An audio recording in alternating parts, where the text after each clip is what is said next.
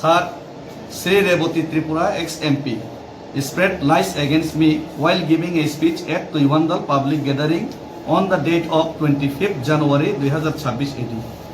রেবতী ত্রিপুরা মহোদয় প্রাক্তন এমপি উনি মিথ্যা প্রচার করেছেন তুইওয়ান্দালের একটি জনসভাতে গত 25 তারিখ জানুয়ারি 2026 এডি।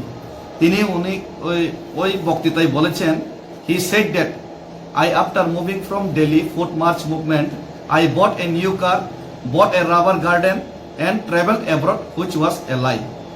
ওই বক্তৃতার মাধ্যমে উনি বললেন যে আমি দিল্লিতে আন্দোলন করার পর নাকি আমি বাড়িতে ফিরে এসে নতুন একটা গাড়ি ক্রয় করলাম, রাবার বাগান আমি ক্রয় করলাম এবং আমি বিদেশেও ভ্রমণ করলাম, যা ছিল দাহা মিথ্যা। এটা আমি ইংলিশের মাধ্যমে লিখলাম।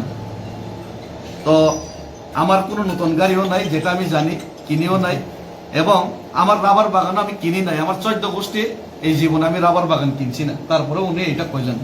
তারপরে উনি কইলেন আমি বিদেশে ভ্রমণ করছি, বক্তৃতার মধ্যে আমার নাম লয়ে বারবার কইলেন।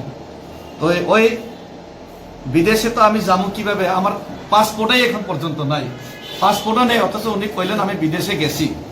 তো আমি এই মিথ্যা বক্তব্যের বিরুদ্ধে একজন মাননীয় প্রাক্তন সংসদ হয়ে উনি এত মিথ্যা কথা বললেন, এর বিরুদ্ধে আমি মানহানি মামলা করলাম।